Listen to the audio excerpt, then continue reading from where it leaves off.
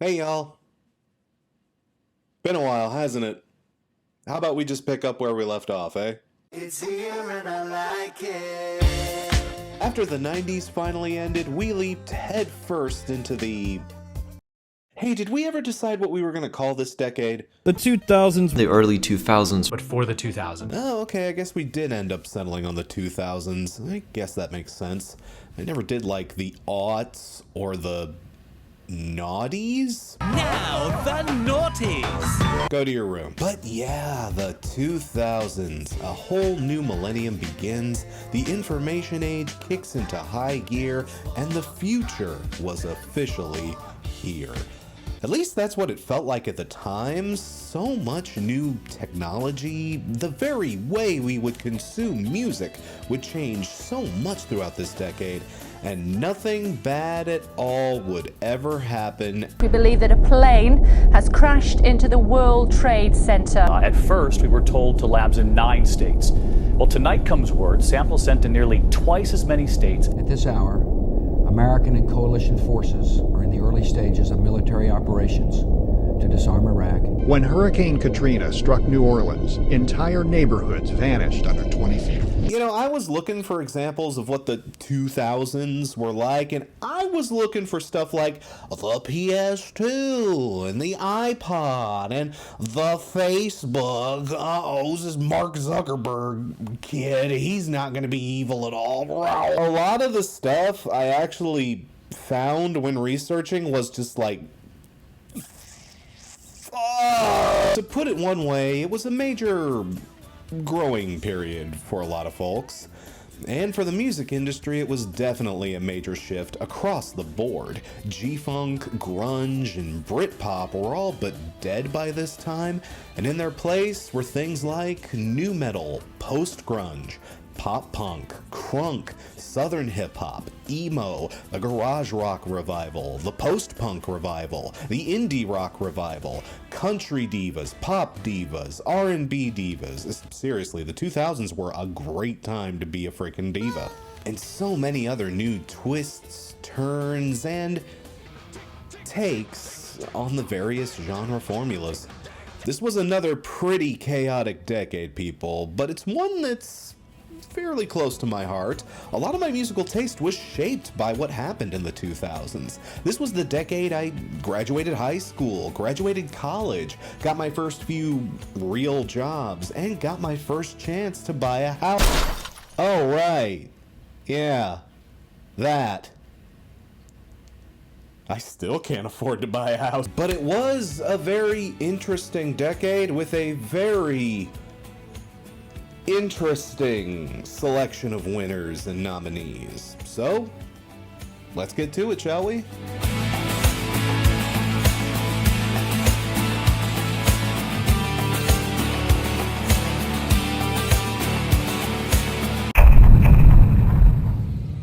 But before we can hop into the 2000s proper, we need to officially close out the 90s.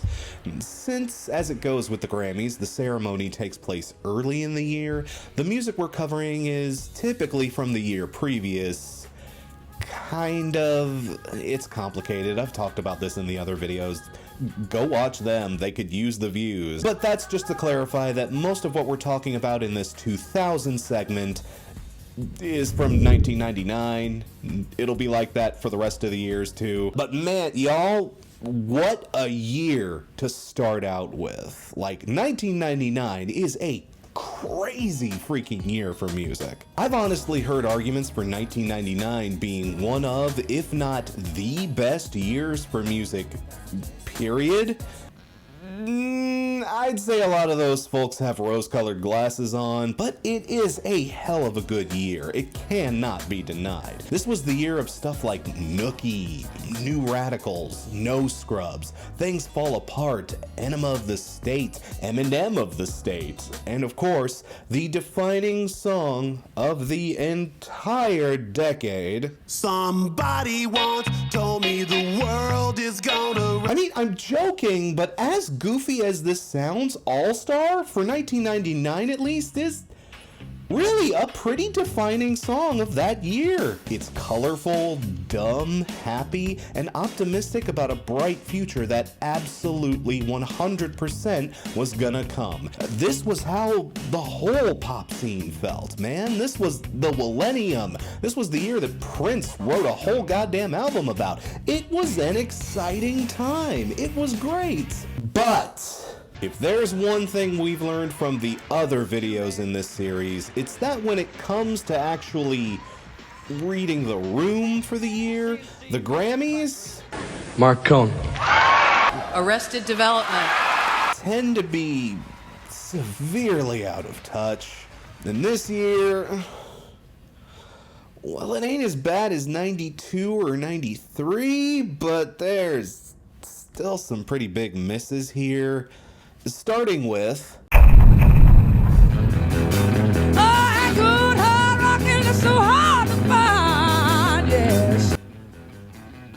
I'm sorry, who? This is Susan Tedeschi, and I'm probably opening myself to a flood of angry comments, but I'm sorry, I do not remember this lady. But that could be because I was 14 years old in 99, and this gal is clearly not making music for 14-year-olds. At least not the kind of 14-year-old I was. Yeesh. Tedeschi is a guitarist and singer-songwriter who leans pretty heavily into the blues.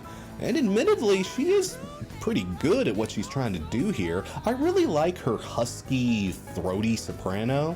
She definitely knows how to craft a melody on that guitar. Yeah, man, this is like a not racist Eric Clapton. I can vibe to this. She got a nod this year for her 1998 album, Just Won't Burn, which, yeah, 98. I know it's not even 99, so it shouldn't count. And on top of that, this isn't her debut, so that really shouldn't make it count. But again, people, you just gotta remember, it's not your first record. It's the first record that makes the Grammys start paying attention. Is that fair? I don't know. Yell at them about it. But, you know, regardless of all the nitpicky shit, I'd say she's not bad. Again, you can tell she grew up listening to a lot of, like, Clapton and a lot of Janis Joplin. And, you know, I enjoyed this, but that's probably because I am getting desperately close to 40, and this music, I mean, yeah, this is dad music. And now that I'm a father myself, I can kind of appreciate it a little more. What? It counts, doesn't it? Oh, you're such a good son. Mickey Mouse says it's 13 o'clock. Well, that's quite a shock, but that's my boy. But even still, this kind of music, man, by 99, this sounds super dated. This would have gone over much better in like 95 or 96, but in 99, especially with everything else we got going on here, this is pretty lousy choice. I mean, to Susan's credit, she's still going to this day and is a big part of the Tedeschi Trucks band, so hey, you know, more power to her. But this is a miserable choice for Best New Artist, in my opinion. Who else do we got here? You know, as much as I hate that it's here, I hate even more the fact that this is probably not a terrible choice at all. Y'all, just hear me out on this. Devil Without a Cause was fucking everywhere in 99. It's easy to look back today and laugh because duh, but like, is someone who was an idiot 14-year-old in 1999, yeah, I was on board. Look at this little idiot. Do you think that little idiot didn't buy Devil Without a Cause? He bought Devil Without a Cause. He bought it twice because his parents threw out his first copy. Y'all, what can I say? In 1999, this was the perfect dumbass 14-year-old record. Sophomorically edgy and comical, a baby's first approach to blending rock, hip-hop, and country music. And y'all, that opening track, that opening line on Ball with the Ball. My name is King.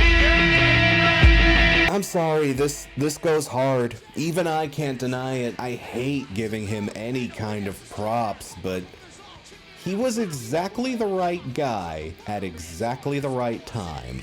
Even though this isn't his debut either, so it still shouldn't count. Hell, Kid Rock had been grinding away in the Detroit hip-hop scene since the 80s. Nice flat top kid and play. And the whole new artist pick is especially egregious in this case, because this was his 4th record. But for this one exact specific moment in time, I'm honestly kind of surprised he didn't win the whole thing. And I don't think a lot of folks at the time would have been surprised either. Folks, you forget, this album did shockingly well, both commercially and critically. Yes, the critics liked this record too. Rolling Stone gave it 4 out of 5 stars. Stephen Thomas Erlewine gave it 4.5 out of 5. Robert Christgau gave this thing an A-. This. No remorse for the sheriff. It is I ain't right. I'ma paint his town red. Then paint his wife. How? Look, hindsight has not been kind to this one at all, and rightfully so. Robert Ritchie is a phony, a grifter, a hack, a piece of shit. But man, it just made perfect sense at the time. Who else do we have? Oh yeah, Macy Gray. I remember her. Though these days, some of y'all might remember her more for, yikes.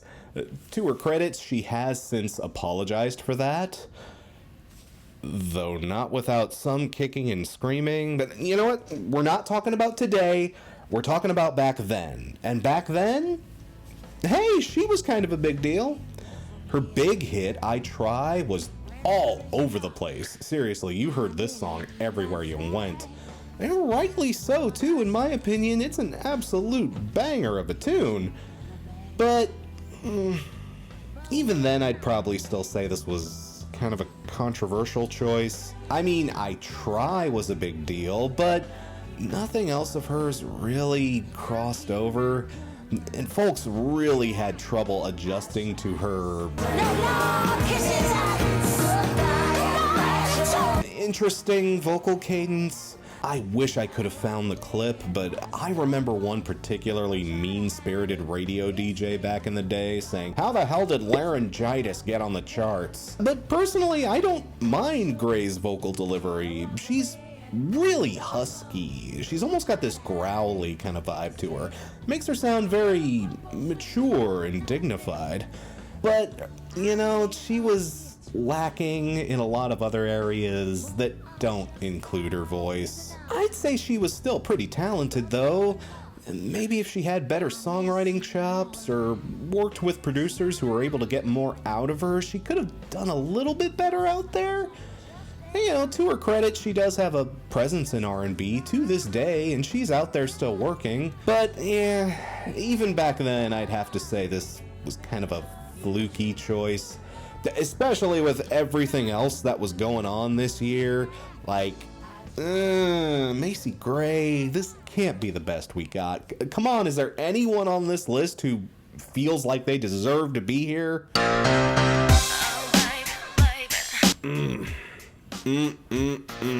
There she is, people. You knew she was gonna show up eventually, right? Baby One More Time. One of the defining pop records of that year.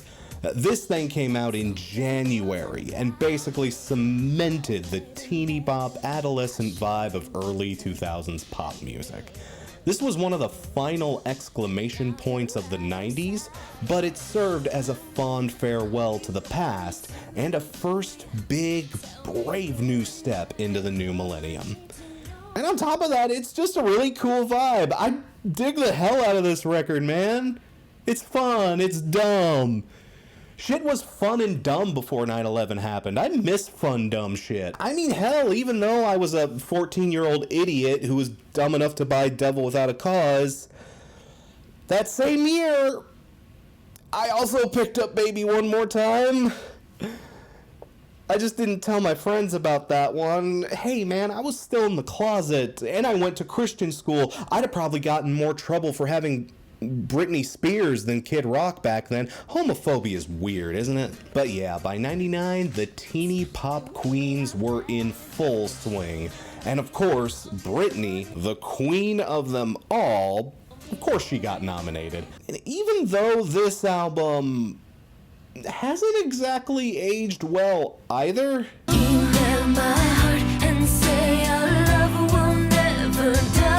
Come on, that's not aging well in like a cute way. That's adorable. Even despite all of that, I'd still say this record has a lot of charm. Britney has a fantastic voice, and her stage presence, even at this early moment, cannot be denied.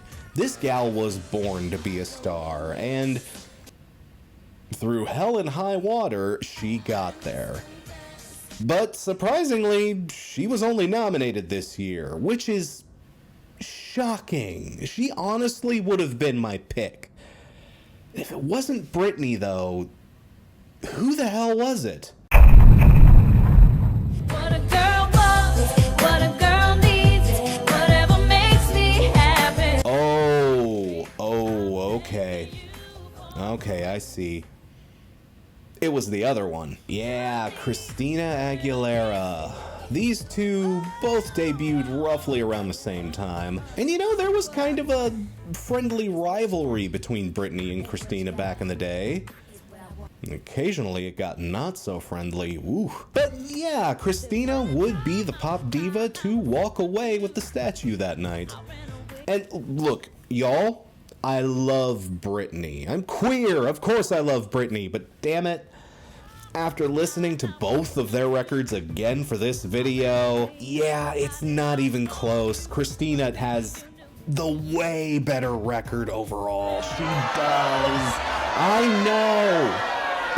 Do I have to turn in my homosexuality card? Cope. I feel like Britney would get better on her later records, but like I already mentioned, Baby One More Time has aged in places. Not that Christina's record hasn't aged either.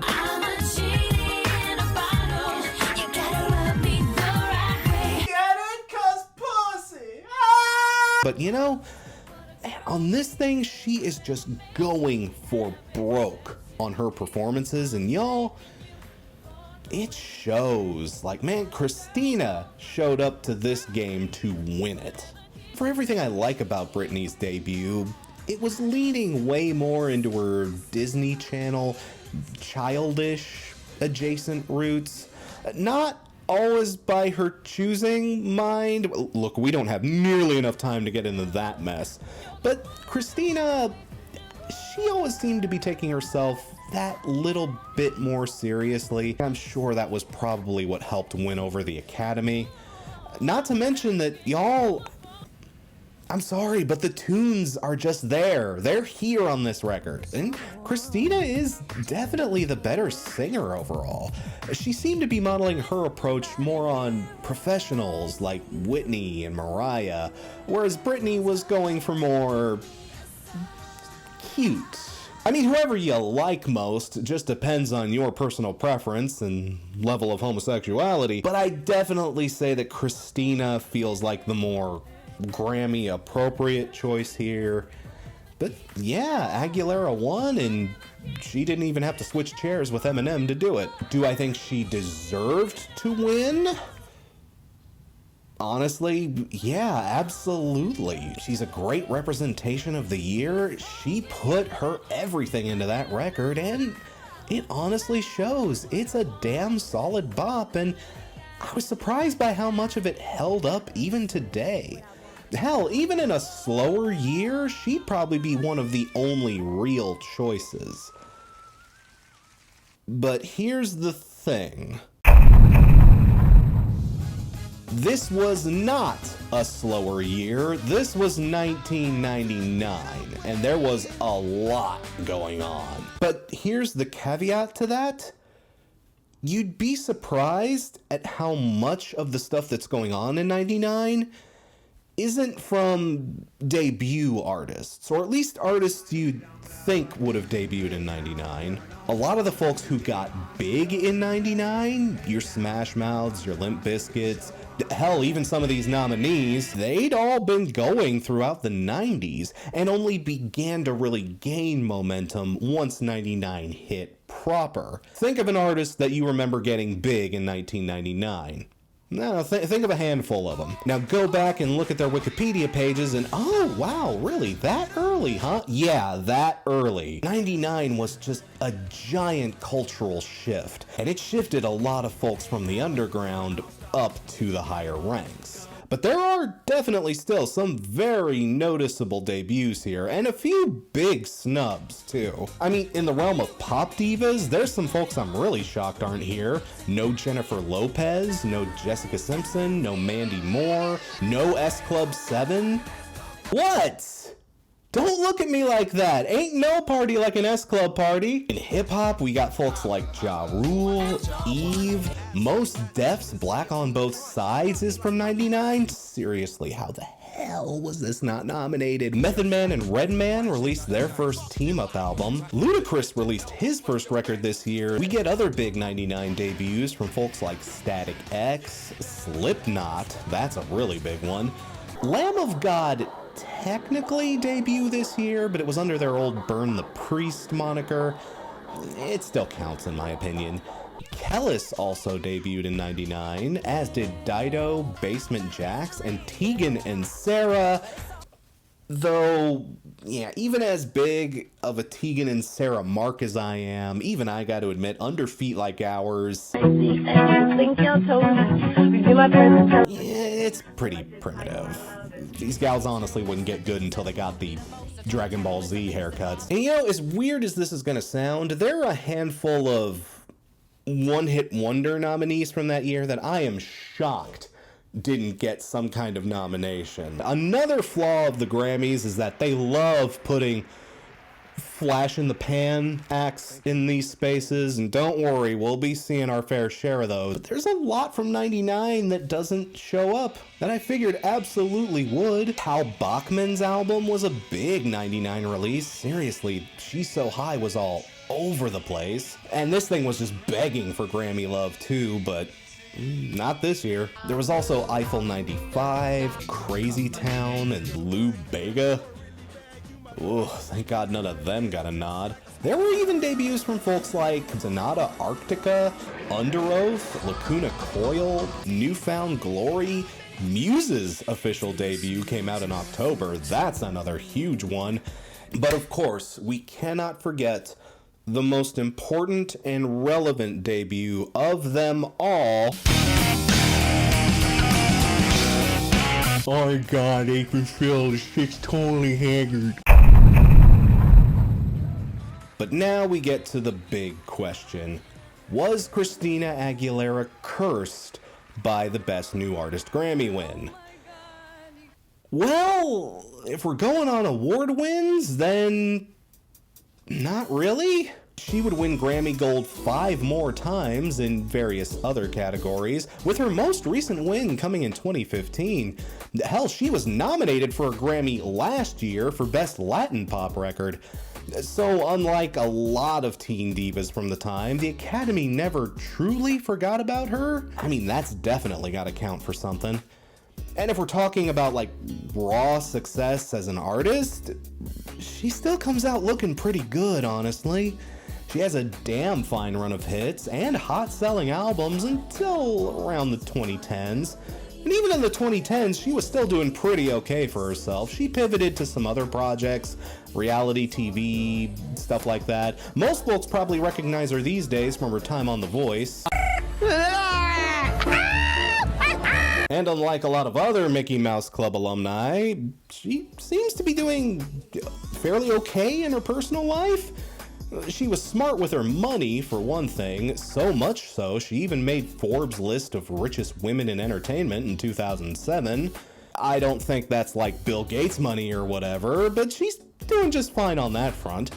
She's also done a lot of philanthropy for environmental groups, disaster relief, various LGBT causes. I mean, I am hesitant to say she's entirely not cursed, just because anyone who was working in the pop sphere in that late 90s environment, yeah, pretty much everyone in that scene was at least curse adjacent, you know what I mean? But I still feel like she was the right pick. I honestly gotta say, not cursed. She was the right pick, she had a great career, and even continues to see success and release music to this day. Maybe the cattier of us would have argued harder for Britney, I get that, but I'll let y'all fight it out in the comments. But now we finally move out of the day-glow 90s and into the sunnier skies of 2000 proper. Well, you know, sunny for like a year and some change. And while 99 had a hell of a lot going on, 2000, well, it also does have a lot of stuff going on, but there wasn't nearly as much from the new crop of artists. A lot of established acts saw a lot of success in 2000. Your Red Hot Chili Peppers, your Outcasts, your U2s. As far as the new blood from the year 2000, there are still a few very big hitters that show up, but on the whole, we get stuff like...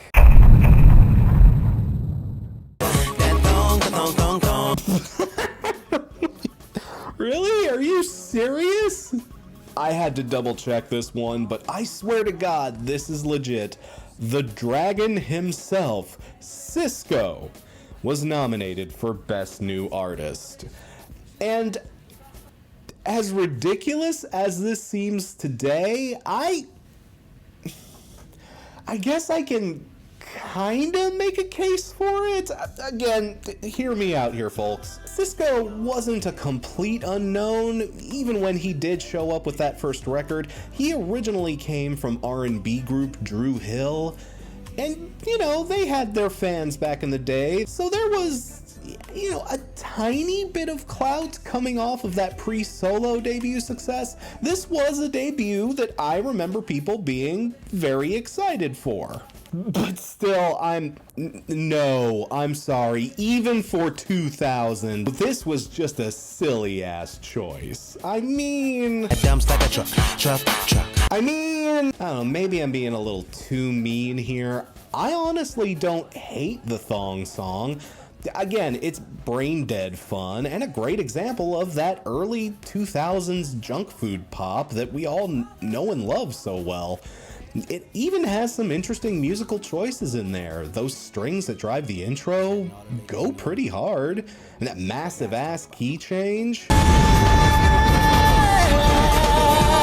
Look, a song about staring at ass does not deserve that epic of a drop, folks. I'm just saying. But even with all its flourish and crazy production, it's all in service to such a shallow gimmick. Outside of the bells and whistles they attached to this ass jam, there's just not a lot going on here, and you can say that about the entire record. Holy God, there is nothing going on this record outside of the big hit. I guess you could do worse for R&B in 2000, but there is nothing here that would indicate that Sisqó is best new artist material. Even back at the time, he had the stench of one-hit wonder all over him. But to the man's credit, he is not a one-hit wonder. Yes, you can look that up. He officially did manage to crank out one more actual hit. So those of you that want to put this on your one-hit wonders list, you are wrong. Get out of here with that. I mean, his second hit is just a generic as hell ballad.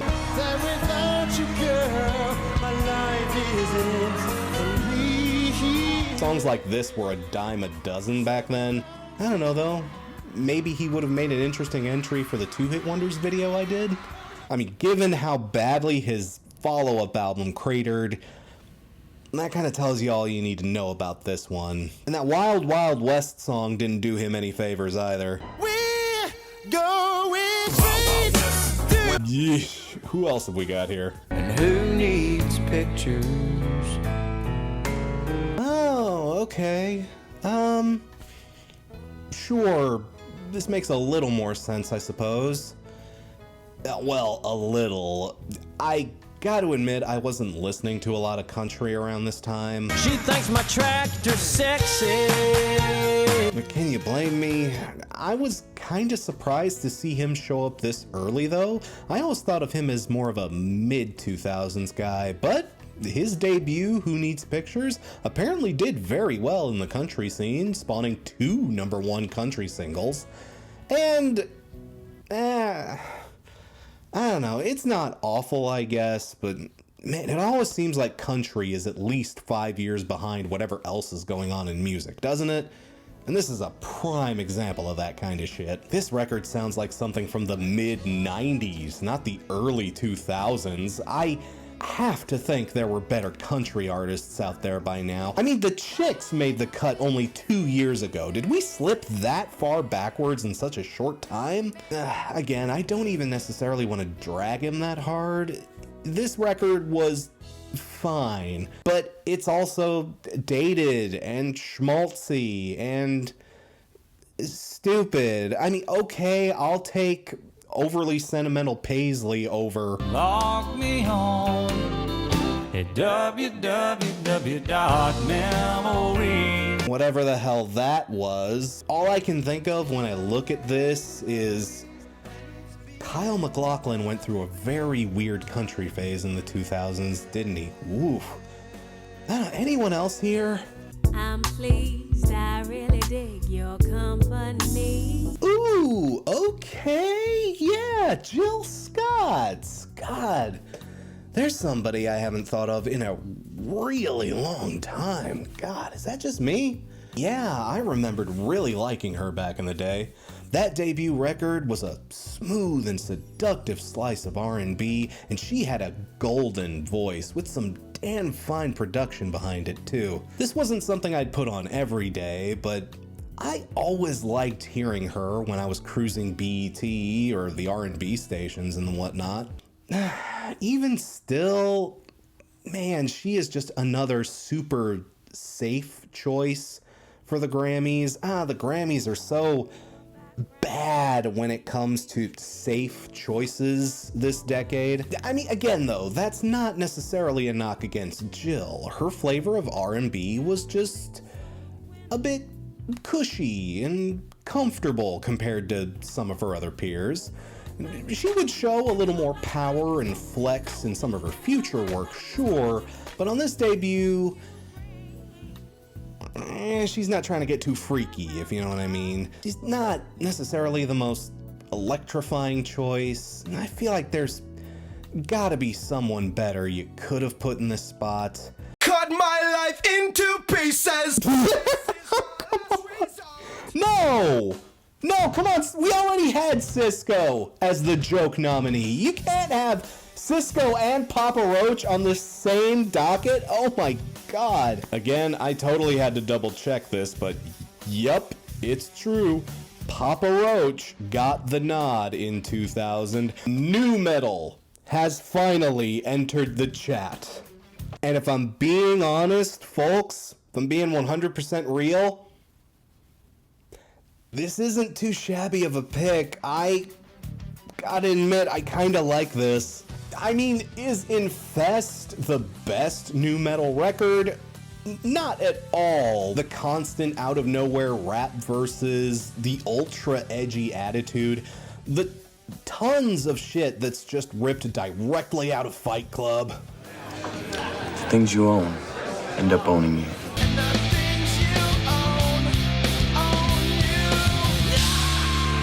I mean, to be fair, there were a lot of acts out there doing that back in the day. This probably isn't even Papa Roach's best nu metal leading record, but in listening back to Infest over again,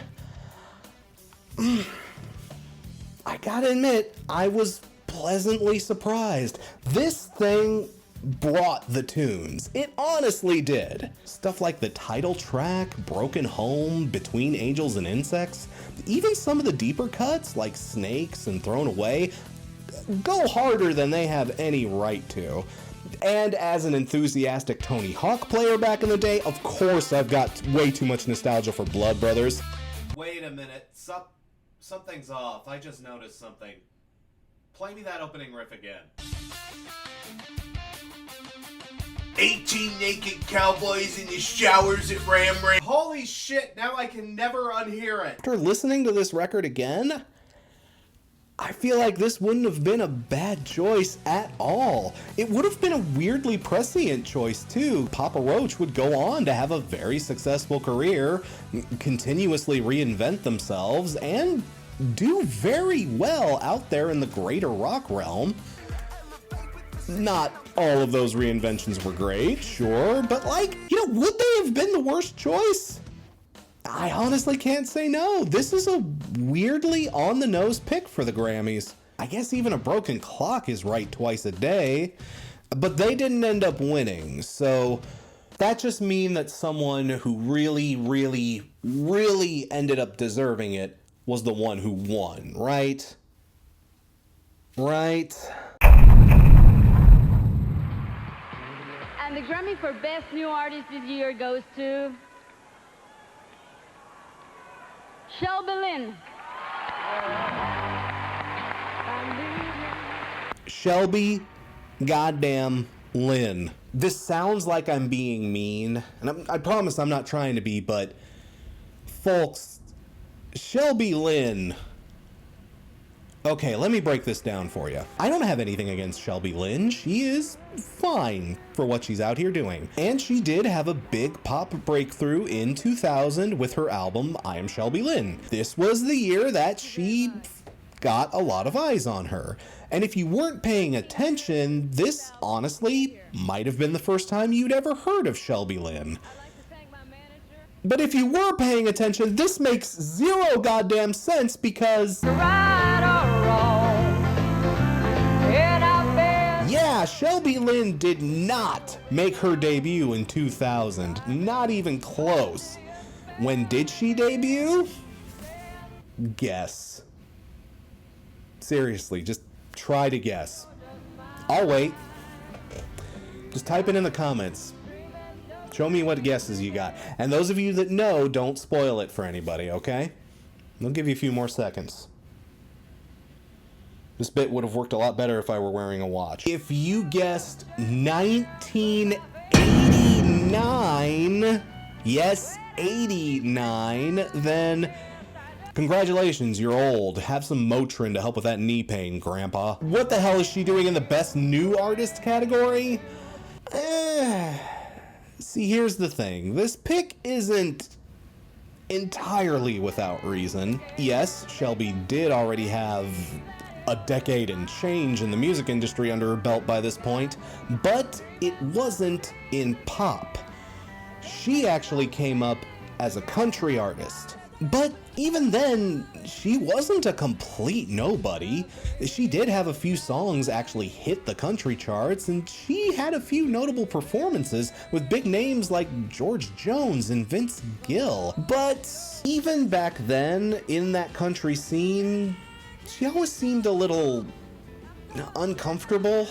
Going over some of her previous material, you can definitely tell she's trying to do something else. There was always more Shania and Cheryl in her sound than the old boot scootin' boogie that was selling throughout the 90s. She even previously tried to do a big pop country crossover record to help her break into more of a pop sound, but that record didn't end up attracting the pop crowd, and it alienated her from a lot of the country crowd. She even tried to make a full swing back into country after that album's failure, but then that album failed too, and she was just like, okay, fuck y'all, I'm going pop.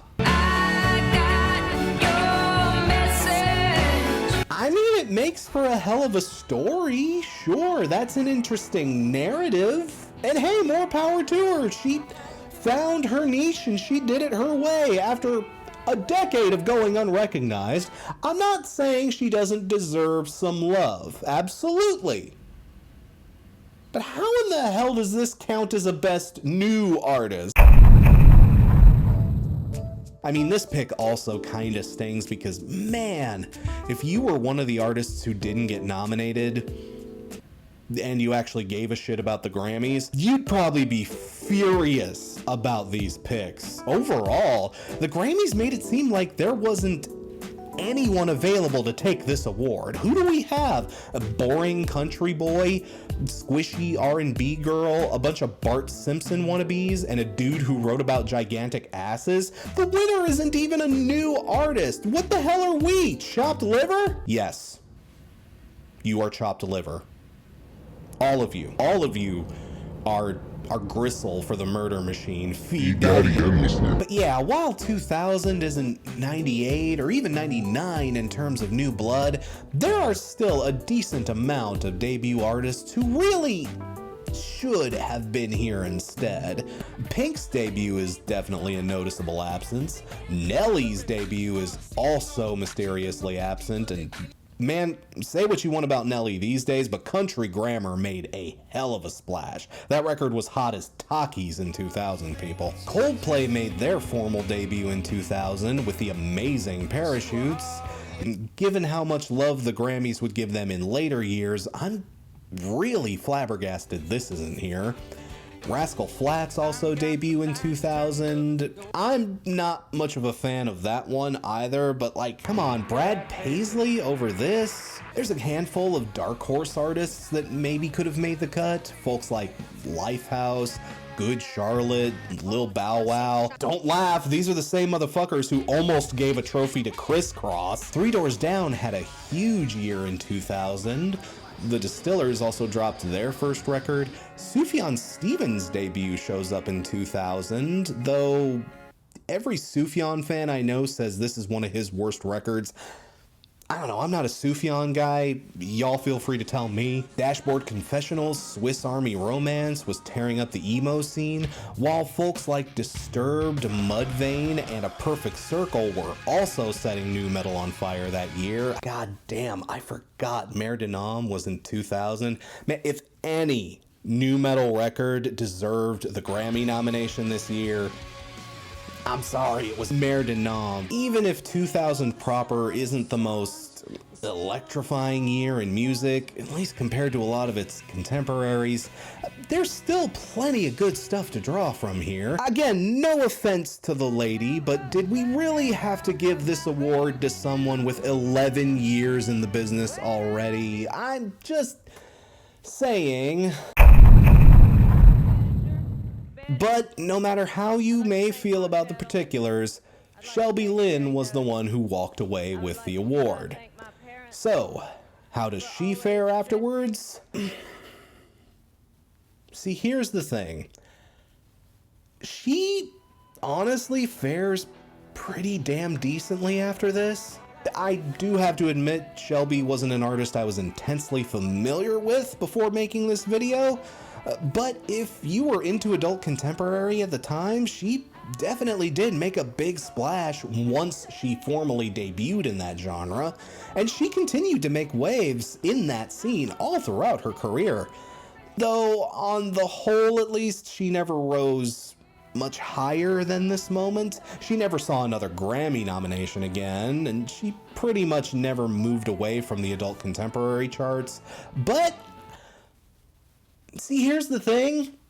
It sounds like she found a pretty cozy home over there. That crowd grew to love her a lot, and some of her other singles have done even better over on those charts than even her big breakthrough did. And hell, she's done way better as a pop artist than she ever did as a country star, and she's still going in that scene to this day.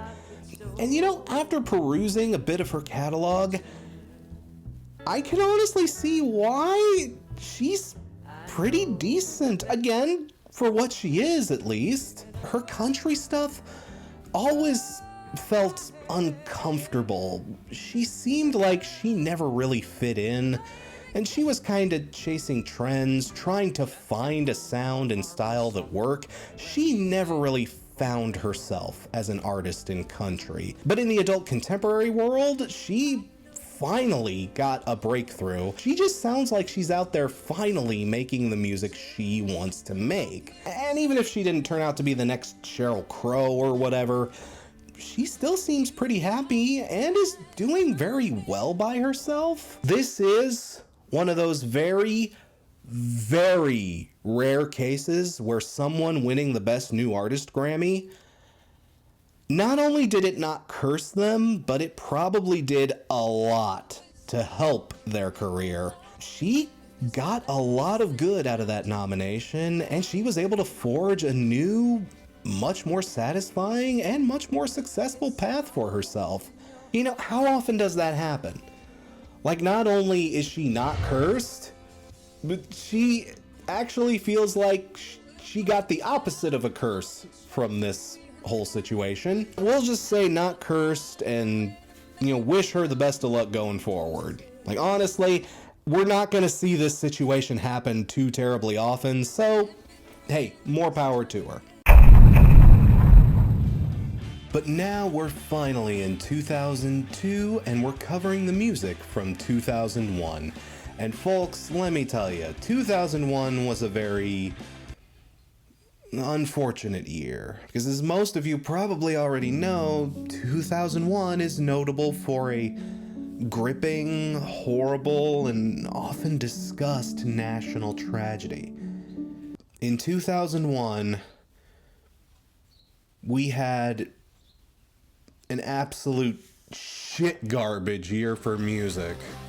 Oh man, people, it's pretty bad, especially in the popular side of things. Oh god, the stuff that was hitting the charts and radio was just ugh. Now, is 2001 the absolute worst year for music? I understand why it's a candidate, but I feel like I'd honestly say no. Hell, it's probably not even the worst year we'll cover in this decade. But man, oh man, do the stinkers really start to appear. Post-grunge begins making its inevitable transition into the new butt rock. Nu metal is still rising, but man, do a lot of the copycats and ne'er-do-wells begin showing up. Much the same is happening in the boy band and teen diva scene.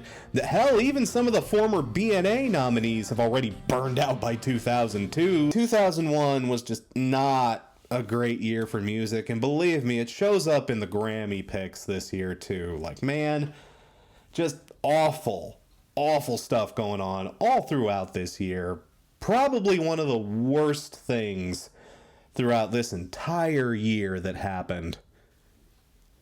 Unless I'm forgetting something. See, here's the thing about 2001, though. There were still a decent number of very good artists who could have been really good picks for this. The year wasn't completely bereft of new talent. Hell, you'll see a lot of decent examples when we get to the snubbed category. But again, relying on the Grammys to pick something that's actually decent is, well, like relying on Crash Thompson to release a video timely. It's not impossible, but you likely know better than to put money on it by now. I'm so very fucking tired. Yeah, a lot of the stuff we get is let go your head. Yeah, David Gray. Remember David Gray? If you're under 35, I don't blame you if you don't. But yeah, he was kind of a big deal there for a minute.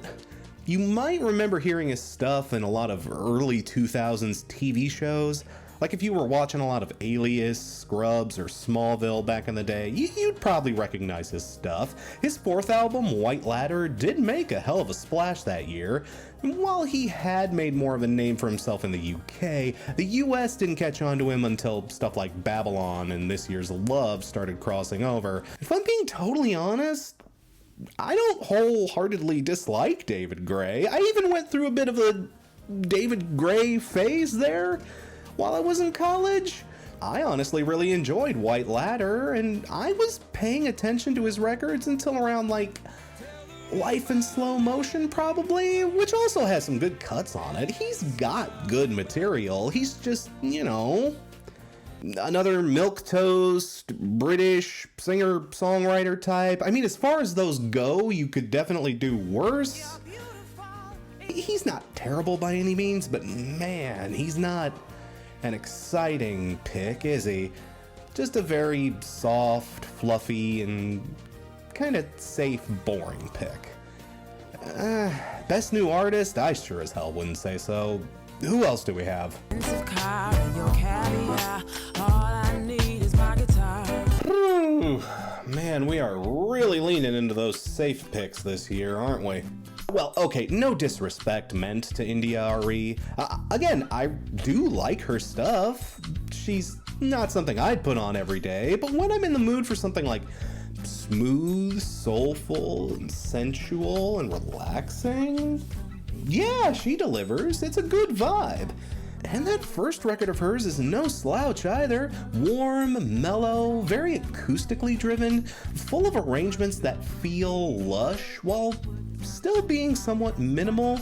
It's a very cozy record, but like, again, with these cozy, soft, pillowy, just NyQuil-ass picks. I don't know, maybe it's just because I was a teenager during this time, and I remember the early 2000s being much more exciting and fun and electrical, you know? I think of this era with a lot of fondness, but when I look at these picks, it's like, come on, this is the best we can do?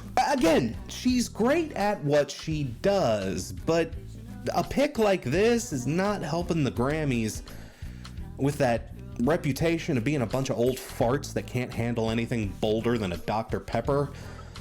We got anybody else on this list? Maybe someone with a little bit more of a pulse? Oh man, this takes me back. Nelly Furtado. Correction, pre-sexified Nelly Furtado. Wow, does anybody even remember this? I remember back when Loose dropped and Promiscuous became a thing. As soon as that record took off, people mostly tried to pretend like this never happened. Like, what's this I'm Like a Bird bullshit? Get this out of here. We're slutty now, fam. Get with the program. To be fair, that's how I was acting in 2006 too. I was the biggest slut. I liked this version of Nelly Furtado. I kinda missed this. I never did pick up the full album, but I remembered really liking the singles. Even the ones that didn't get as much play, like Shit on the Radio and Turn Off the Light. Low-key, Turn Off the Light is a pretty straight banger. That's a damn good song. I liked playful, vibrant, bratty Nelly Furtado.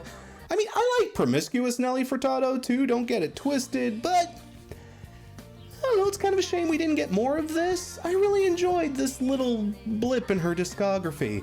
Is she the best new artist of 2002? Do any of these nominees have any kick to them? Like anything stronger than just a light pop? Like I'm Like a Bird is as heavy as we're getting? Come the fuck on. Everything you say to me. Okay, that's better. That's more like it, yeah. God, finally, someone who feels like they should be in this slot. Again, no disrespect to any of the other nominees. They're all good for what they were, but like, come on, y'all. David Gray made mushy music for coffee shops, and his time would end before he even really got going. Nelly Furtado would see major success, but not in this form.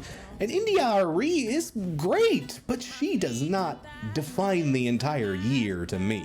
Linkin Park? Shut up! That is a band that defines 2002, man. They define the entire decade to me. When Hybrid Theory dropped, it was basically my generation's Frampton Comes Alive.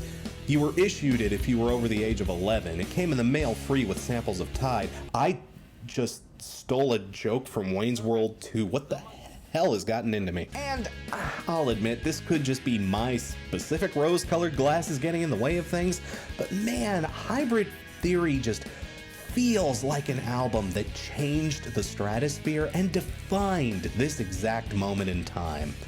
Even if it hasn't aged the best in some respects, even if it's gotten a little dated as the years have passed. But I mean, I say that, but nu metal's going through a great big old nostalgia renaissance right now, so what do I know? But no matter how you want to slice it, this is a classic record, a distinct moment in music history.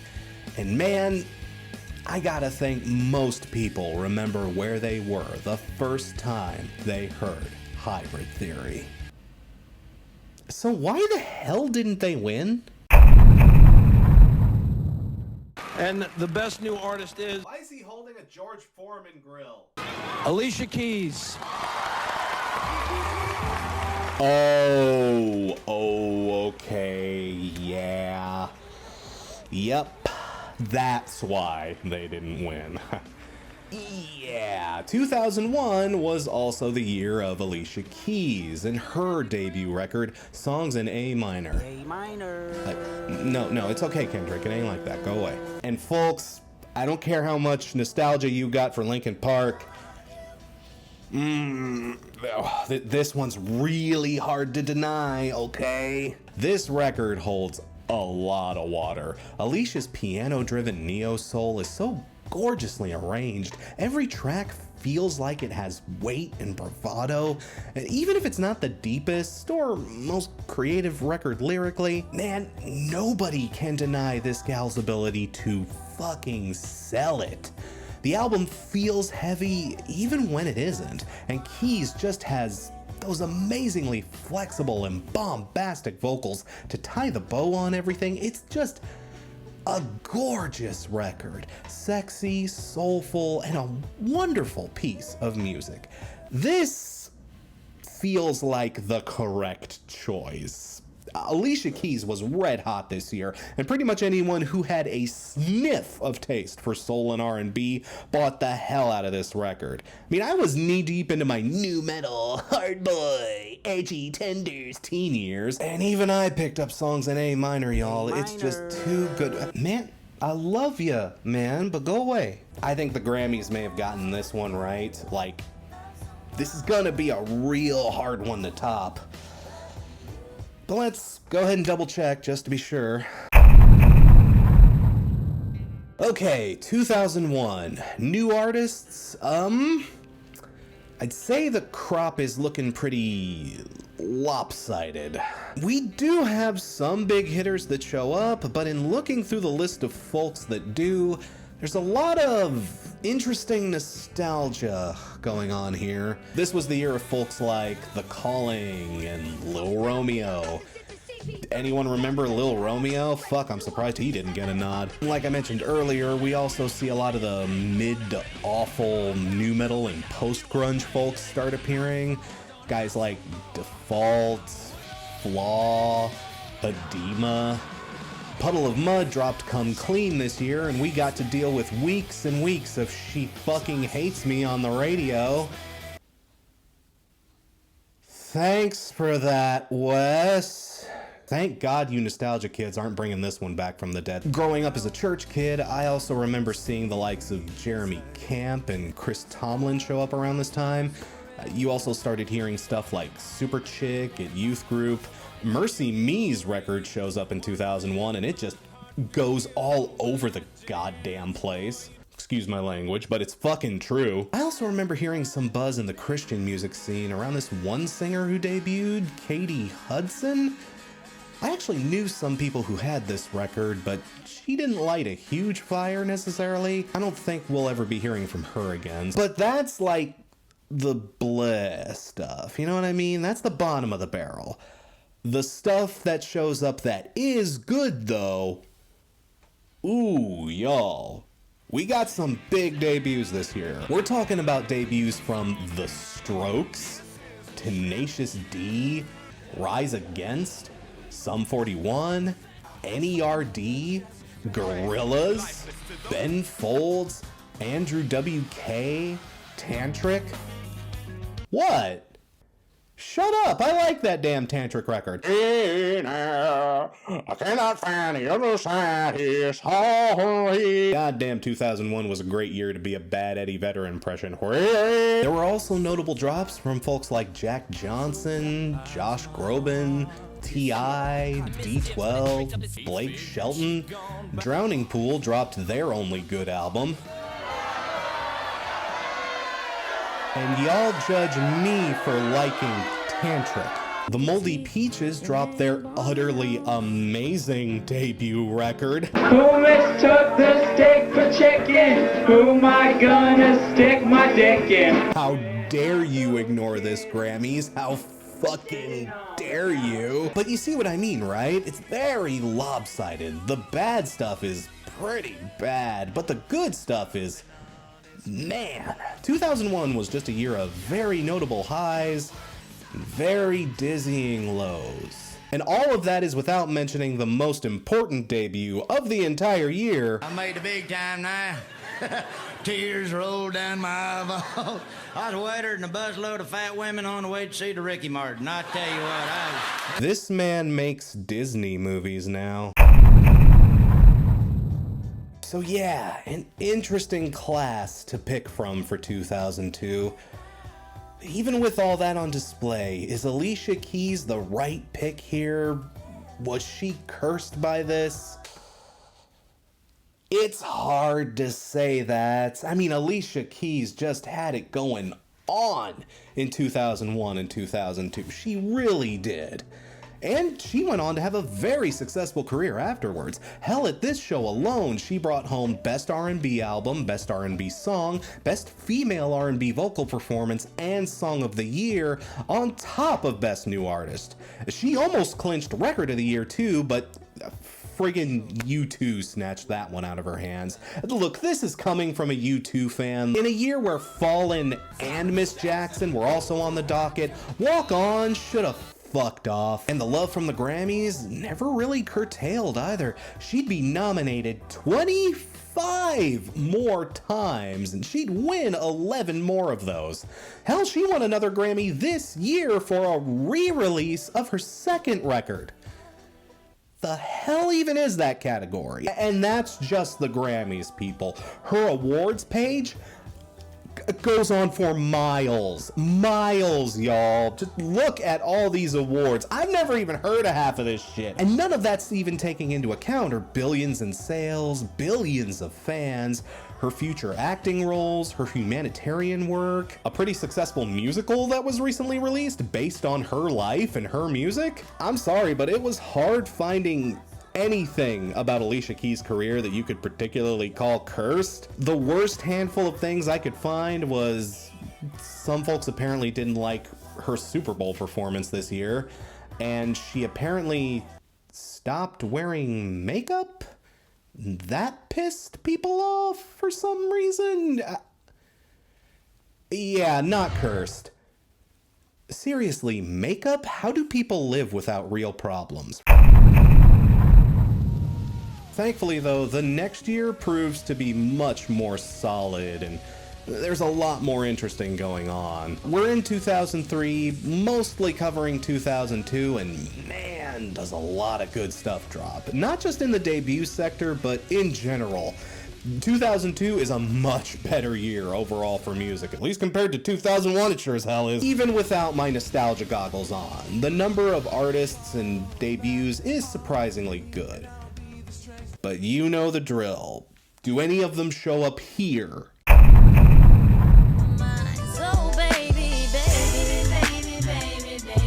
Oh yeah, Ashanti. She sure existed, didn't she? Didn't she? She did exist, right? I didn't, dream that. I don't know, folks. Maybe it's because I wasn't paying close enough attention to the genre at this time, but I don't ever actually remember hearing any of these songs out in the wild or on the radio or anything. But here's the thing. There were a dozen songs a week that sounded like this. Man, this sound and style just... This really got around in the early 2000s, people. I mean, it's not awful, but it sounds so generic to me. I think I remember Baby, but I might be confusing this in my head with like Black's Bring It All to Me. She's not terrible or anything, but with the gift of hindsight, I'm sorry, folks. In a year where so much hot shit was coming out, there's not much room in my brain to hold on to this. I barely even have anything to say. Can we talk about someone else, please? I wanna run through the halls of my high school. Okay, let's go back to talking about Ashanti, please. Damn it. I almost forgot. This was the beginning of the weepy, faux sensitive douche era. I've talked about this era before. Jack Johnson's showing up in the last list should have been my warning sign. Soft boy dudes with acoustic guitars or pianos. A lot of wistful, pandering, soppy lyrics. Just a lot of overall.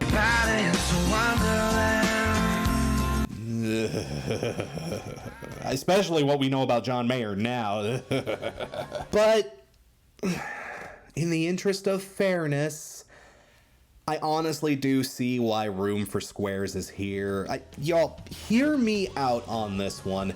That album did make a hell of an impression when it first dropped. And honestly, it was more interesting than a lot of the other soft guy with acoustic guitar rock of its time was.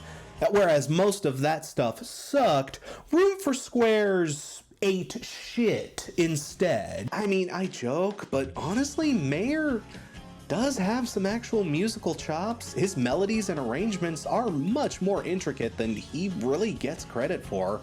I mean, look at some of this tablature. Like, goddamn, dude, fucking chill. And at that specific moment in time, before we got to know him very well, you know, he just seemed like another cute boy who could play guitar pretty well, and he wrote some pretty okay music. After we got to know him, though, cry about it all you fucking want. You deserved to have Dear John written about you, dude. Fuck off. My stupid mouth indeed. Next! 'Cause you're everywhere to me. Oh yeah, Michelle Branch, yeah. I remember Michelle Branch. She was okay. Man, it feels like a lot of the artists on this list so far. I either have bad memories of them or like no memories of them. Again, I apologize, y'all, but even looking back on it now, it's kind of the Ashanti problem. It's fine for what it is, but artists who made stuff like this were a dime a dozen back then. Even back then, I remember her music just sliding out of my head the moment I listened to it. And it's even more slippery now that I'm old and jaded and a fucking elderly-ass millennial. She does have her fans, though, and there was a decent amount of heat off of this record, and her follow-up, too. I remember people being really into Michelle Branch. From what I found, though, her fame was really short-lived. It looks like she got fucked over by her label pretty badly. Her third album got quarantined pretty badly, and that was enough to kill her momentum, and she hasn't done much since then. A perfectly respectable artist, again, for what she does. I don't want to sound like the ultimate hater here or anything, but I'm sorry, folks. I'm just not into this diet Avril Lavigne shit, especially given the fact that yeah, come on, you're not gonna put Michelle Branch on this list and then put Avril on this list. That's just mean. Let Go was an absolute titan that year. If you knew anyone under 25 in 2003, you knew someone who bought that record. It was impossible to ignore. Hell, most of my friends can still do Skater Boy by heart at karaoke. I'm not sure I've ever been to a karaoke night where somebody didn't break out Skater Boy, and that includes karaoke nights where it's all dudes. And you know, listening to this record again, man, I get it. It makes perfect sense for it to be here. It honestly does. Don't get me wrong, this is probably the most dated fucking thing on the entire list. Like, man, I forgot how dated this record sounds. This is not a case of a record being timeless at all. This thing sounds exactly like 2002. There is probably no 2002 album more 2002 than Avril Lavigne's Let Go. But that's kind of what I love about it. It's a perfect time capsule. The record is distilled nostalgia. If you ground the CD up and snorted it, the drip would taste like Trix yogurt and Sobe elixir. It's bratty and immature, but in like a fun and endearing kind of way. And as dated as the music may be, I have to give it up to Avril. She absolutely knew how to craft a hook during this time. I mean, I'm not shocked that she didn't win. If anything, I'm more amazed that she got nominated at all. I guess the old man fuddy-duddy ass Grammys, even they had the sense to give her the nod. Maybe their granddaughters all bugged them enough to make it happen. That is boring. Talk about popular recording artist Avril Lavigne. Well, you were right about previous year's nominee sister. I mean, I see how Avril Lavigne probably wasn't going to win the whole thing. But did they at least pick a decent winner this time out? And the winner, well, not the winner, but the best new artist era. It's okay, Alicia. I think you can call the winner of the Best New Artist Award the winner of the Best New Artist Award. What the hell was that noise? Era. Miss Norah Jones! Oh shit, I forgot all about this year. Oh man, y'all. This was the year that Norah Jones showed up and just shot blocked the whole ceremony. Now, don't get this twisted, folks. I do like Norah Jones, and I do like this album. Come Away With Me is a perfect blend of smooth jazz and ultra mellow pop. This album is extremely soothing and blissful. She's an artist I can absolutely put on and enjoy when I need help sleeping at night. Like, that's the thing, y'all. Norah Jones, it's the classic Grammy problem of her just being the snooziest, doziest, safest fucking pick you could possibly imagine. My God, this is doing nothing to help break the stereotype of y'all being a bunch of old fuddy-duddy fart knockers. But yeah, Norah Jones isn't exactly an electrifying artist, but I'm not even trying to hold that against her necessarily. I promise I'm not. That's like her whole thing, and she's great at it too. But you know, here's the thing about that though. When Come Away With Me came out, it bodied the 45th annual Grammy Awards. Jones's humble little collection of pillowy, soft, restful jams walked away with 8 Grammy wins. Not nominations, wins. Jones, the lead single Don't Know Why, and the album in general won the BNA, Best Engineered Album, Producer of the Year, Song of the Year, Record of the Year, Best Female Pop Vocal Performance, Best Pop Vocal Album? Are you fucking kidding me? And of course, the big one, Album of the Year. For context, Lauryn Hill, the big winner from the last video we did in this series, only took home 5 trophies. Now, she was nominated for more, but she only took home half of her nods.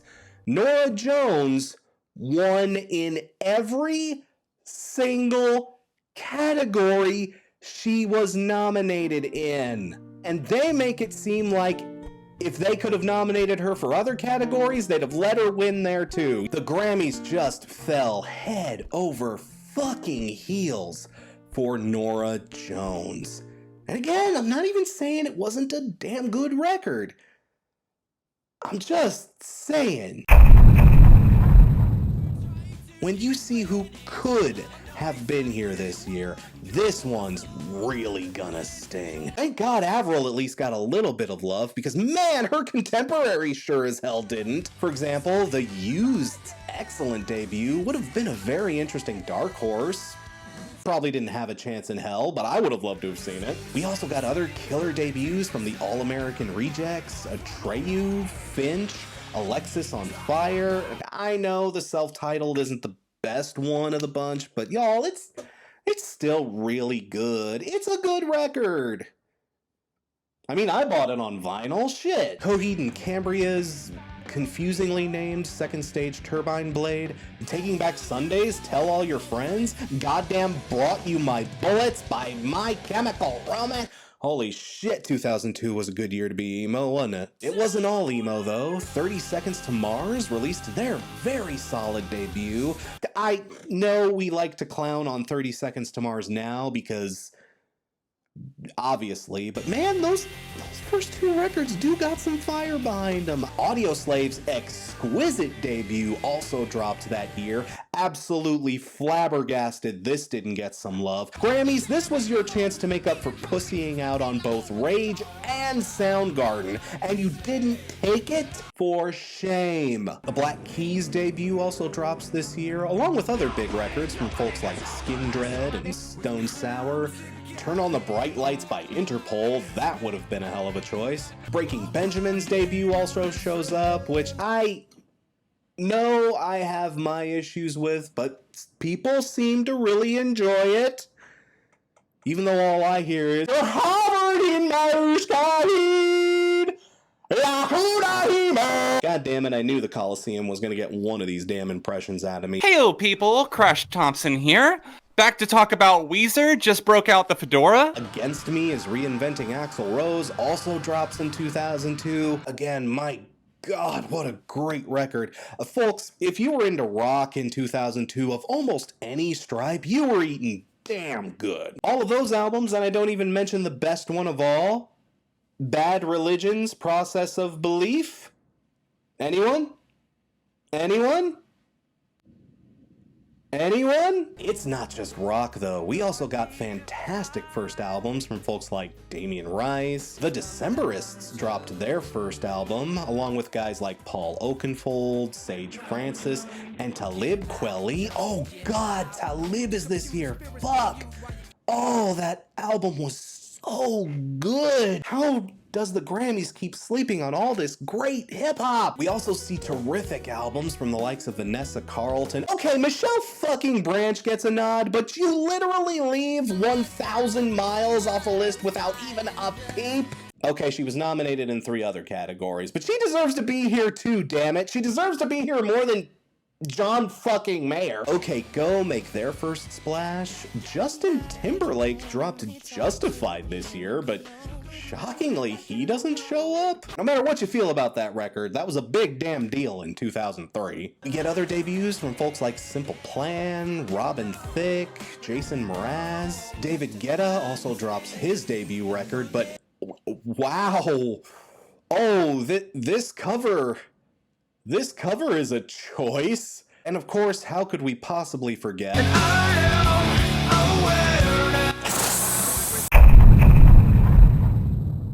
But Nora. My God, how did Nora Jones end up faring? I mean, with an introduction this huge, they were begging for her to be the next big thing and setting her up to be just absolutely cursed to hell and back. So, did it happen? Well, the Grammys kept inviting her back. She get 14 more nominations over the years and win 4 more times. She didn't stop seeing traffic from them until around 2011, and lately they've been inviting her back again, so I don't know, maybe they're starting to get nostalgic too. While I wouldn't say I know that many people who would call Nora Jones their favorite artist, those people must absolutely exist, because people, this gal sells records. Holy shit. Pretty much every album she's released after this point, up until at least around 2020, hits the top 10, and she's got a pretty consistent spot on the adult alternative charts to this day. Believe me, even if my audience isn't necessarily her demographic, at least I don't think so. I don't know, y'all tell me, do I have a lot of Norah Jones fans in my audience? I guess she did do that album with Billie Joe Armstrong, so that number's probably higher than I think it is. While she has stepped out of her comfort zone here and there, her music is definitely made for a certain type of audience, and for all her success, it's kinda hard to think of her as someone that defines the decade, or even the year she won the BNA. It's hard for me to think back of the 2000s and to have one of my biggest memories be, oh, Norah Jones, man. You remember Norah fucking Jones? Norah Jones! And again, all of the folks who could have been here. So here I am, and will you tell all your friends? Just to get by, just to get by, just to get by. 1,000 miles I can just say.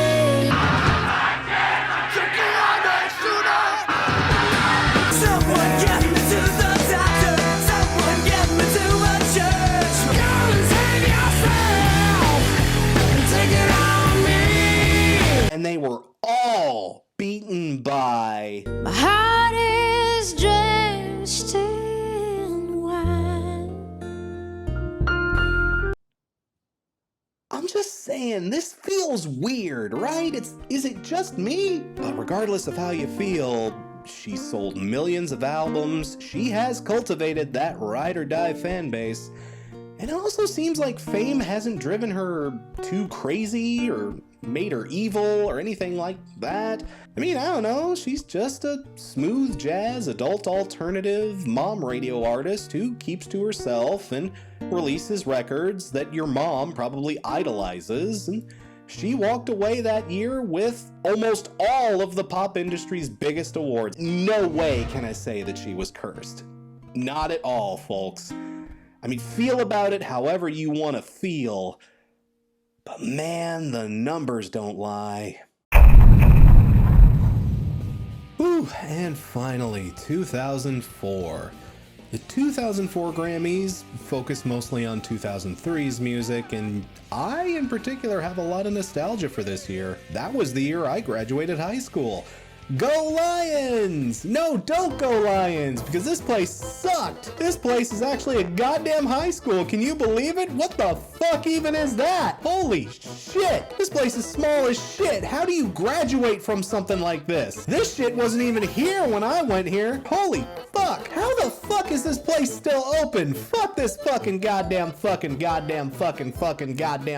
You know, not everyone gets to make money by flipping off their old high school that they hated. But if you're watching this video, then I did.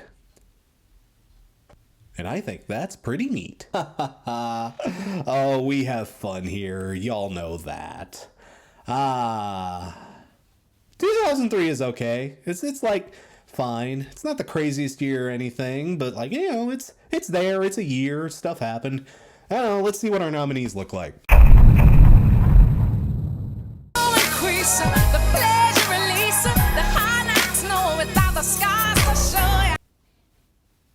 I'm sorry, who? If I put her name here, will it help? No? Yeah, I had no idea who this was, and even after researching her, I still can't say I know that much. Heather Headley was nominated off the strength of her debut record, This Is Who I Am. God, even that album title is boring. Though I'm not really sure why. The album didn't do that hot critically or even commercially.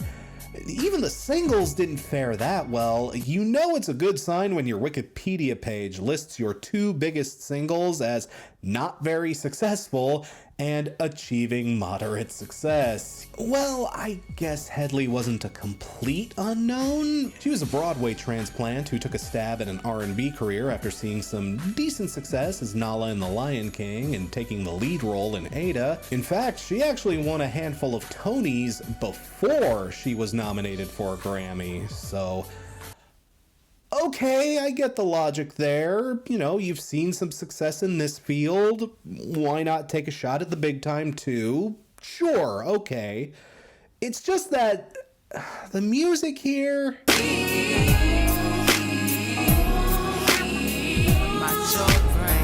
Again, I just have so little to say about this. The problem the Grammys have a lot this decade, in that they just lean into the safest possible picks they can pick. And not that there aren't good artists who can fall into that safe category, but man, it just feels like when they pick safe picks this decade. Baby, baby, baby, baby. Love that I was giving you was never needs pictures.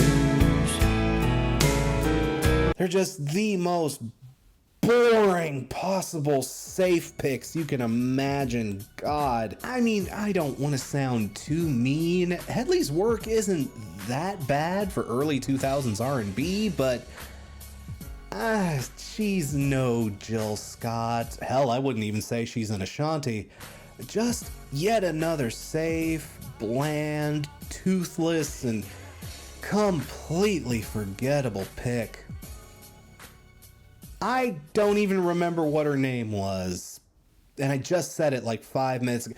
Next, please give me someone I can talk about. Go shorty, it's your birthday. We gon' party like it's your birthday. Thank God, it's Fitty.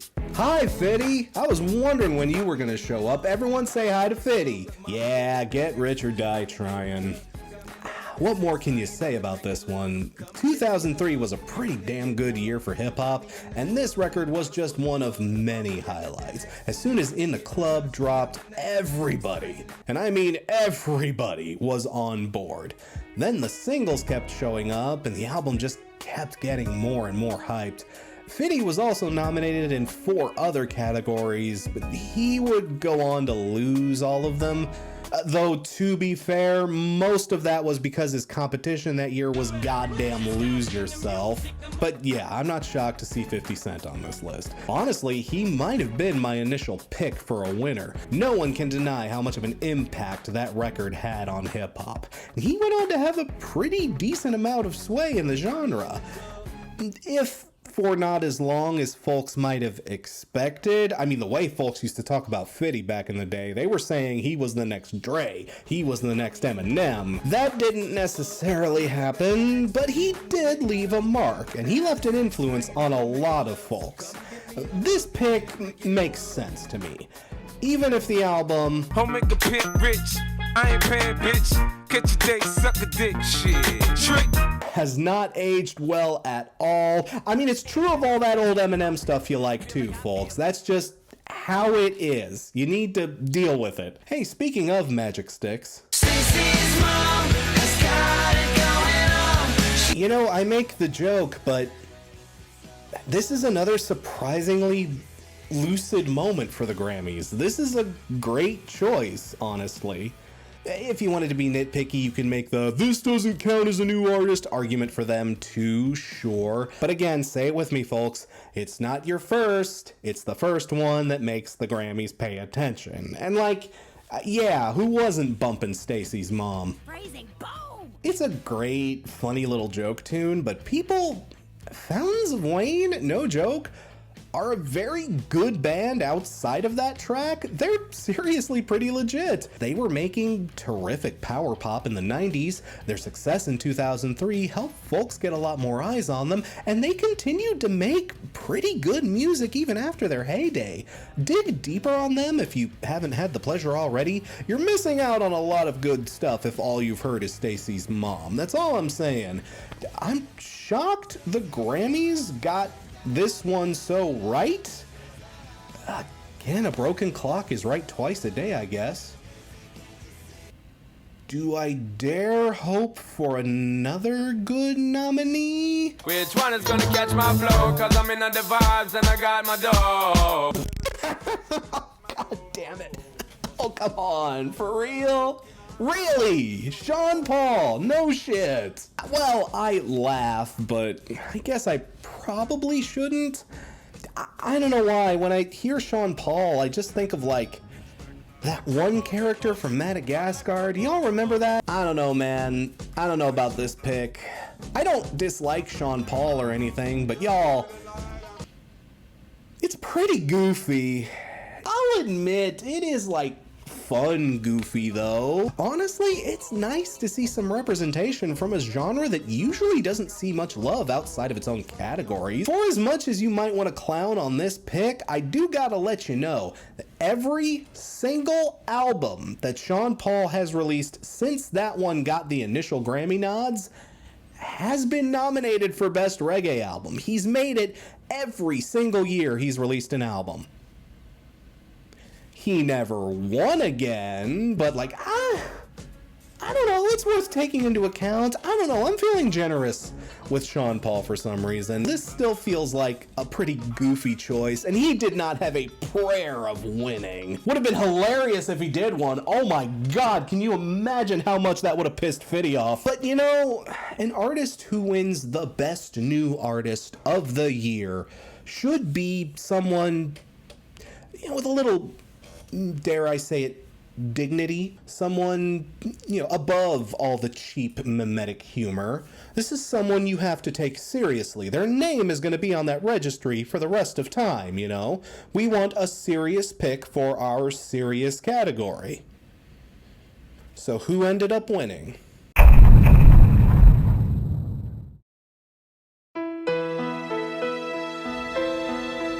No.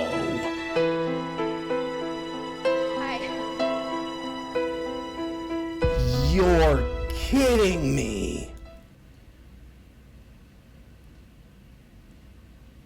Goofy? Wake me up inside. I can't wake up. Didn't I already make this joke in another video? I promise you folks, I'm not making this up. Not only has nu metal entered the chat, but they just took home the fucking trophy. Apparently 50 Cent still holds beef about it to this day. Holy shit, 2003. What a great year to be mentally ill. I do have to give it to the Grammys. This was probably a pretty good choice. Evanescence blew the door off the hinges when they debuted, and they helped expand nu metal into more brave, interesting, and intelligent directions. I mean, say what you want about that album and all the memes that have spawned from it, but nu metal was starting to show some major rust by 2003. People forget where nu metal was in 2003. Throw up your rock fist if you're feeling it when I drop this.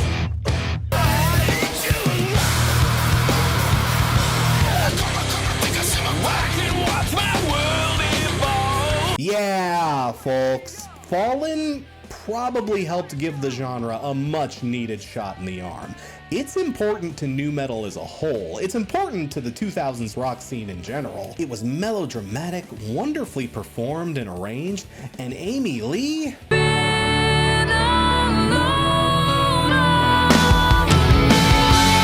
Again, y'all, this gal is just designed to be a star. I mean, I kinda get it though. If I was 50 Cent and I lost to these four smelly looking basement dwellers and their Ren Fair goth mom, I'd probably be confused and pissed off too.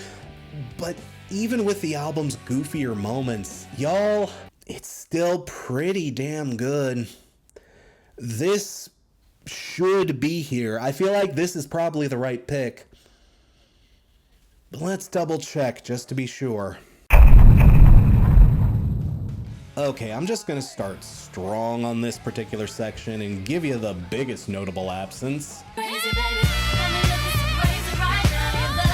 I mean, don't feel bad for her. She did just fine at the Grammys this year, but still amazed she's not here too. Nick Cannon's debut also isn't here. Likewise for Michael Bublé. I mean, given how soft and gushy the Grammys are this decade and how much love they showered on Norah Jones last year, seems way out of step for them to ignore these two. We also got debuts from folks like Gavin DeGraw and Dierks Bentley. Again, I'm just saying, as much as the Grammy loves safest bet, soft, cushy stuff, 2003 was sure as hell a great year for it. I'm amazed some of these other guys aren't here. But it wasn't all mushy-gushy. We got some solid stuff in rock as well. Debuts from Anne Boleyn, Shinedown. Billy Talent's amazing first record shows up. Shame this didn't get nominated. I guess they'll have to settle for the Juno. Electric Six, Story of the Year, Silverstein, Kings of Leon, Streetlight Manifesto. God, when is ska ever going to have its day? And in my opinion, at least, the absolute biggest snub of them all. They don't love you like I love you. What a bunch of shit. Honestly, there were a few names that I was floored to see showing up this early. Folks like Metric, yeah, did you know they debuted in 2003? Steel Panther also show up this year? Again, I don't think of these guys existing before like 2010. They dropped their first EP in 2003 called... Well, I don't know what I was expecting to see there. Same goes for Janelle Monáe. Yes, Janelle Monáe shows up in 2003. Though, from everything I've found about this particular album, I kinda like to pretend it didn't happen. Apparently it was just a bunch of demos, wasn't even formally released. Okay, I'll give this one a pass, but it's weird seeing them here, right? There's also a lot of other interesting metal debuts as well. Stuff like Epica, Devil Driver, Black Dahlia Murder, Dragon Force. None of them had a prayer of getting nominated, but still, it's here. This is also the first year where we see a special kind of candidate first enter the scene. Yep, this is the year of the American Idol contestant. Folks like Ruben Studdard, Clay Aiken, Kelly Clarkson, probably a handful of other folks nobody remembers, all released their debuts in 2003. Though outside of a few minor nods to Clarkson and Studdard, yeah, we won't be seeing too much from any of them. Though, put a pin in that, because we'll be coming back to that topic later. But outside of that, that's honestly about it. Again, 2003 is like an okay year, but it's not particularly crazy. Honestly, Evanescence is probably one of the crazier things that happens in it, so... Oh boy, now we gotta talk about the curse, though. And we've had an insanely clean streak of not cursed candidates this round. Like, holy shit, I almost thought we were gonna get a perfect score on this. But with Evanescence, yeah, I think it's safe to say the streak is officially gonna break here. It's not a matter of if they were cursed, it's a matter of how cursed were they. That is definitely debatable, but I will say they were feeling some very cursed energy even before they were nominated. See, Evanescence was originally the brainchild of two people, lead singer Amy Lee and lead guitarist Ben Moody. However, notice how you don't see Ben Moody in any of this Grammy footage? Yeah, that's because they had a very ugly falling out. They were apparently fighting in the background for years up until this point, and Moody would leave the band in October of 2003. Then after he left, other folks ended up leaving. Then after that, the second record got stuck in a minor bit of development hell. It took them until 2006 to finally capitalize on Fallen's success. And while The Open Door did do decently well on rock radio, and it does have its fans, absolutely, it's not a bad record at all, you just also gotta remember where nu metal was by 2006.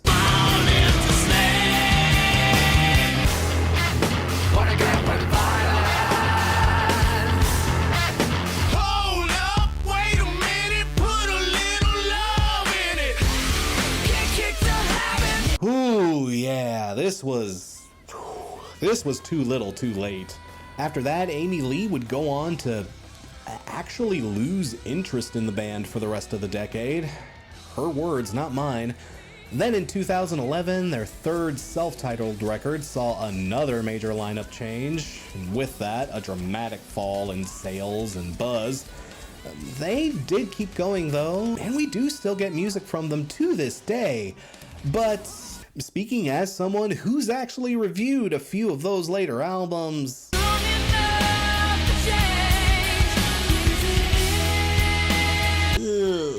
I hate saying it, but you're not really missing a whole lot. Ugh. Yeah, Evanescence just never got to be what it should have been. And from the outside at least, Amy Lee just doesn't seem like the most pleasant person to work with. There's a number of stories from former bandmates that have been burned by her and the rest of the band in one way or another. But all of that is just he said, she said stuff. You know, who knows about any of that? In terms of like success, raw success, it's not even that Evanescence is unsuccessful. You know, they do sell records, they still tour, and that fan base has been ride or die since day one. Nobody can deny that. But it's just, man, this band should have been so much more than it ultimately was. This was the group that spun nu metal on its head entirely, and they were supposed to be the ones leading the charge to help the genre grow up and evolve. But due to a lot of inner politics and creative differences, they just couldn't capitalize on that initial success, at least not in the way they really should have. And no matter whose side you may take on any of the infighting, if you even take a side on any of that at all, I don't think it's a controversial statement to say that this band should have been a bigger deal than they ended up being. But with them, too much other stuff just seemed to get in the way. And that Grammy win, I can't really blame it for much, but it probably poured a decent amount of gasoline on an already volatile fire. I'm gonna be generous here and say kinda cursed. I mean, they definitely should have done more, but I'd still say they left an undeniable mark on the music industry. And Amy Lee will be cashing those Bring Me to Life checks for the rest of her life, so hey, there's always that.